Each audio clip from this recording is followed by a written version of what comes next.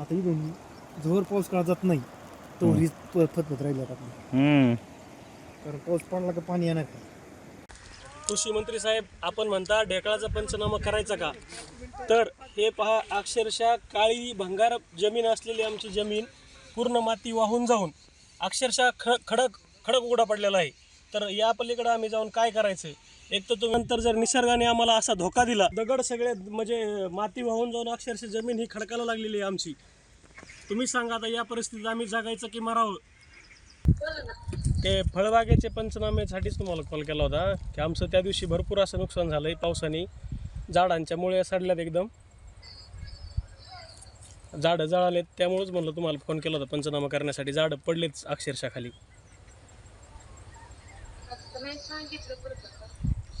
म्हणजे तसे काही आदेश नाही आले का अजून शासनाचे फळबागेचे? हां, फळबागेचे नाही सांगितले. मग कशाचे चालू आहे सध्या पंचनामे मॅडम? कांद्याचे चालू आहे. मायबाप सरकारला मी एवढीच विनंती करेन, कारण की माझी 2020मध्ये झाडांची लागवड झालेली आहे या, आणि 2020 पासून गेली 5 वर्ष मी अक्षरशः उन्हाळ्यात टँकरने पाणी घालून ही फळबाग जगवली होती.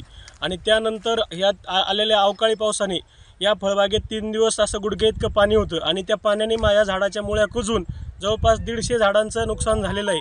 तर कधी न भरून निघणारी हानी ही आमच्या वाट्याला आलेली आहे. आणि महाराष्ट्र राज्याचे जे कृषी मंत्री आहेत कोकाटे साहेब म्हणतात की आम्ही काय ढेकळाचा पंचनामा करायचा का? तर ढेकळाचा पंचनामा करू नका साहेब. शेतकरी म्हणत पण नाही तुम्ही ढेकळाचा पंचनामा करा, पण अक्षरशः खरोखर जे नुकसान झालेलं आहे, आम्ही जे आता तळ हाताच्या फोडाप्रमाणे जपलेली बाग ही आमची वायाला गेलेली आहे. आम्हाला अक्षरशः जेवण जात नाही.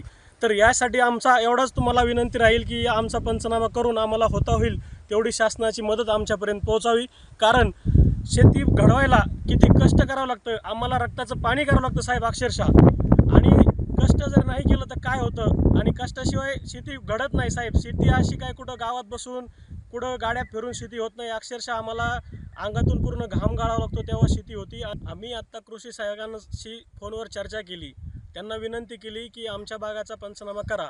पण त्यांचं असं म्हणणं आलं की राज्य सरकारचे आम्हाला कुठलेही आदेश नाहीत की आम्ही फळबागेचे पंचनामे वगैरे करावे. त्यांनी सांगितलं आम्हाला फक्त कांदा या पिकाचंच आलेलं आहे. तर फक्त कांद्याचं जर आलेलं असेल तर आम्ही या बागेसाठी काय करायचं? आम्ही आता याला न्याय मागायला कुणाकडे जायचं? मायबाप सरकार तुम्हीच आम्हाला कळवा. आम्ही अधिकाऱ्यांना संपर्क केला असता अधिकाऱ्यांनी जे उत्तरं दिले त्या उत्तरात आम्ही समाधानी नाहीत.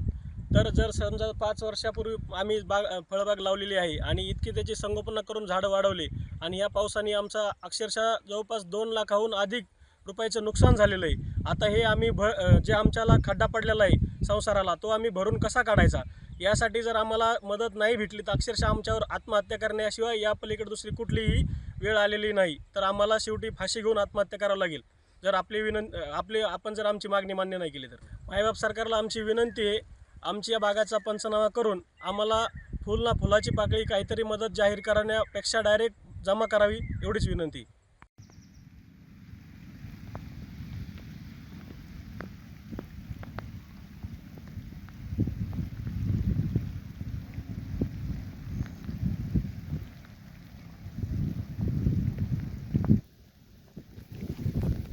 माझे टोमॅटो एक एकर, त्याला 1 ते 1.5 लाख रुपये खर्च झाला आहे.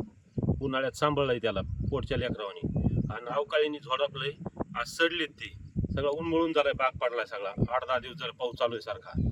आणि त्याची साधी दखल घ्यायला अजून कोणी काल तलाठी भाऊसाहेब आले, पाणी करून गेले. कृषी खात्याचं कोणी फिरकलं नाही अजून, आणि काहीच नाही. आम्ही 2 दिवस संपर्क केला त्यांना, येऊ म्हणले, पण अजून कोणी आलेलं नाही त्याच्यामुळे अजून काही पंचनाम्याला कोणी आलेलं नाही, काही नाही.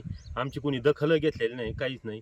माझ्याकडे अजून 2.5 एकर डाळिंबाची बाग आहे, त्याच्यात बी 3 दिवस झालं पाणी साचलंय. त्याचं बी तुम्हाला तर उन्हाळ्यात विकत पाणी घेऊन मी त्याला डाळिंबाला टाकलंय, खतं भरलेत, त्याला 1-1.5 लाख रुपये खर्च केलाय. त्याचा उत्पादन खर्च निघन का नाही दोन्ही पिकाचा, मला ते प्रश्न पडलाय. आणि याचं कुणी अजून शासन दरबारातून कुणी दखल घ्यायला सुद्धा आलेलं नाही. आणि दुसरी गोष्ट, इथं कर्जमाफीचं शासनानं आश्वासन दिलं, त्याचं बी एक जबाबदार माणसं तू काही करते, पण त्याची कोणी दखल घ्यायला तयार नाही.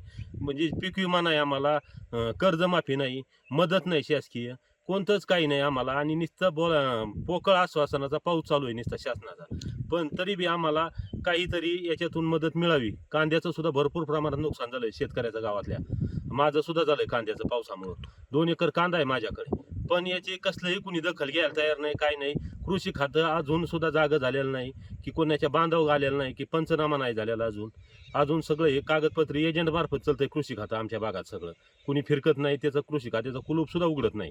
त्याच्यामुळं शासनाने माननीय जिल्हाधिकारी साहेबांनी दखल घेऊन आमचे पंचनामे करून आम्हाला न्याय मिळून, मायबाप सरकार यांनी दोघांनी मिळून, मायबाप सरकार आणि जिल्हाधिकारी यांनी आम्हाला न्याय मिळून आम्हाला काहीतरी मदत मिळून द्यावं. आम्हाला परत शेती करायची उभारी यासाठी काहीतरी मदत झाली म्हणजे आम्ही परत शेती करू शकू. नाही तर आमचं कंबरडं मोडल्यास परत आम्ही उभा राहणार नाही. दयनीय अवस्था झालेली आहे आमची या गारपिटीने, दुष्काळाने. आम्ही सगळ्या झाडातून आम्ही एकदम शेतकरी कोलमाड आहे. तरी मायबाप सरकार आमच्याकडे लक्ष देऊन आम्हाला योग्य ती मदत द्यावा ही नम्र विनंती. एबीपी माझा, उघडा डोळे बघा नीट.